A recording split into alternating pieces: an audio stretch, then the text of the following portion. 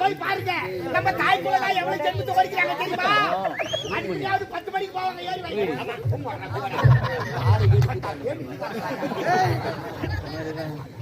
அதுக்கு 10 மணிக்கு போவாங்க ஏறி வேலைக்கு.